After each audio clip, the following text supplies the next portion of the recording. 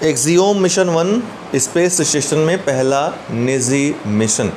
तो axiom space नामक एक नई कंपनी है, जैसे स्पेस एक्स है एलोन मस्क की, उसी तरह एक्सियोम स्पेस एक कंपनी है अमेरिका की। नासा के साथ मिलकर 2022 में अंतर्राष्ट्रीय स्पेस स्टेशन में पहला निजी मिशन भेजेगी। तो अमेरिकी अंतरिक्ष एजेंसी नासा और निजी अंतरिक्ष कंपनी एक्सियोम स्पेस ने हाल ही में अंतर्राष्ट्रीय स्पेस स्टेशन में पहले निजी अंतरिक्ष यात्री मिशन हेतु समझौते पर हस्ताक्षर किए हैं। इस मिशन के वर्ष 2022 तक पूरा होने की उम्मीद है। एक्सियोम मिशन 1 के रूप में नामित इस अंतरिक्ष उड़ान को नासा के फ्लोरिडा स्थित कैनेडी स्पेस सेंटर से लॉन्च किया जाएगा। X1 इस ढंग से भी पूछ सकता है ये क्या है, तो ध्यान रखिएगा ये अंतरिक्ष उड़ान है। स्पेस स्टेशन में पहला निजी मिशन होगा। राष्ट्रीय उन्नत रासायनिक सेल बैटरी भंडारण कार्यक्रम भारत सरकार ने शुरू किया है। राष्ट्रीय उन्नत रासायनिक सेल बैटरी भंडारण कार्यक्रम तो केंद्रीय मंत्रिमंडल द्वारा उत्पादन संबद्ध प्रोत्साहन योजना PLI स्कीम, राष्ट्रीय उन्नत रासायनिक सेल बैटरी भंडारण कार्यक्रम national programme on advanced chemistry cell battery storage को लागू करने की मंजूरी दे दी गई। इस योजना का प्रस्ताव भारी उद्योग मंत्रालय द्वारा पेश किया गया। इस योजना के तहत 50 गीगावाट आवर्स और 5 गीगावाट आवर्स की उपयुक्त उन्नत रासायनिक सेल बैटरी निर्माण क्षमता प्राप्त करने का लक्ष्य है। तो लक्ष्य क्या है, ध्यान रखिएगा। इस योजना के बारे में अगर बात करें तो टेस्ला और स्टाइल गीगा फैक्ट्रीज़ के लिए बैटरियों का निर्माण करने के लिए 18,100 करोड़ रुपए की उत्पादन संबद्ध प्रोत्साहन योजना है। उन्नत रासायनिक सेल क्या होते हैं, SEC क्या होते हैं, तो उन्नत भंडारण प्रौद्योगिकी की एक नई पीढ़ी है जिसे उन्नत रासायनिक सेल कहते हैं, जिसके तहत बिजली को इलेक्ट्रोकेमिकल या रासायनिक ऊर्जा के रूप में सुरक्षित किया जा सकता है तथा ज़रूरत पड़ने पर इसे फिर से विद्युत ऊर्जा में बदला जा सकता है। तो इसमें विद्युत को इलेक्ट्रोकेमिकल या रासायनिक ऊर्जा के रूप में संरक्षित रखेंगे और ज़रूरत पड़ने पर इसे फिर से विद्युत ऊर्जा में बदला जा सकता है। इसे उन्नत रासायनिक सेल कहते हैं। उन्नत रासायनिक सेल की डिमांड जो है भारत में इस समय आयात के जरिए पूरी की जा रही है।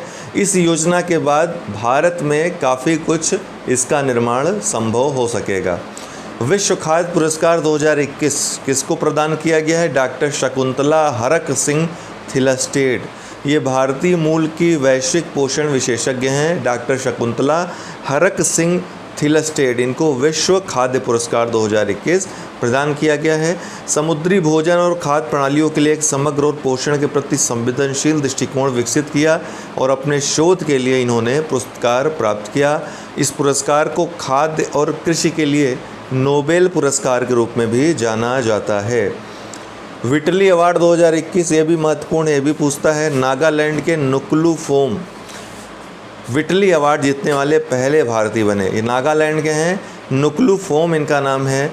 विटली अवार्ड जीतने वाले पहले भारतीय बने हैं, तो इसलिए अवार्ड और ज़्यादा महत्वपूर्ण हो जाता है ये आपकी परीक्षा के लिए। विटली अवार्ड्स को ग्रीन ऑस्कर भी कहा जाता है, ये पूछा भी गया है। ज़मीनी स्तर के संरक्षण नेताओं को सम्मानित किया जाता है। इसमें विटली अवार्ड्स को विटली फंड फॉर नेचर द्वारा प्रतिवर्ष प्रस्तुत किया जाता है। ये पूछा जा चुका है कि किसके लिए प्रदान किया जाता है, तो याद रखिएगा। तीसरा, तौकते चक्रवात, अरब सागर में बना तौकते चक्रवात। ये भारत में 2021 में आने वाला पहला चक्रवात है। क्या नाम है इसका? तौकते। ध्यान रखिएगा, केरल सरकार ने इसके पहले रेड अलर्ट जारी किया है। तौकते चक्रवात नाम है इसका। हार्ट बीट बिल, ये क्या है? Heart beat bill of US। तो टेक्सास एक राज्य है USA का, उसने हाल ही में हार्ट बीट बिल पारित किया है। यह अमेरिका में एक विवादास्पद विधेयक है। यह बिल भ्रूण के दिल की धड़कन का पता चलने के बाद गर्भपात पर रोक लगाता है। भ्रूण के दिल की धड़कन का पता आमतौर पर गर्भधारण के 6 सप्ताह के बाद चलता है। North Dakota heart beat bill pass करने वाला अमेरिका का पहला राज्य बना।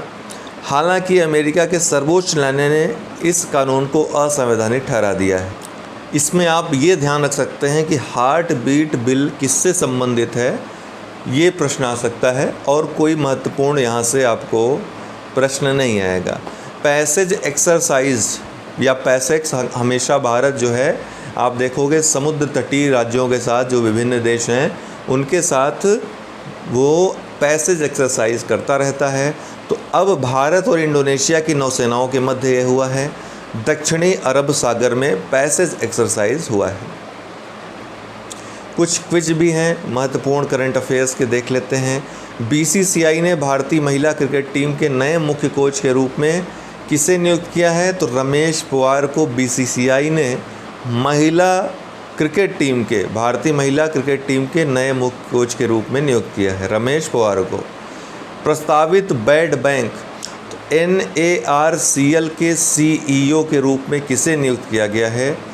तो ये NARCL क्या है? National asset reconstruction company, NARCL ये प्रस्तावित बैड बैंक भी है। तो पद्म कुमार M नायर को इसका CEO नियुक्त किया गया है। ठीक है, तो भारतीय स्टेट बैंक के पद्म कुमार M नायर को NARCL के मुख्य कार्यकारी अधिकारी के रूप में चुना गया है। NARCL जिसे बैड बैंक भी कहा जाता है, जून 2021 में चालू हो जाएगा। यह मुख्य रूप से सार्वजनिक क्षेत्र के बैंकों के ऋणदाताओं के खराब ऋण लेने के लिए एक प्रस्तावित इकाई है। और ख़राब ऋण कौन होते हैं? जो समय से चुकता नहीं किए जाते हैं।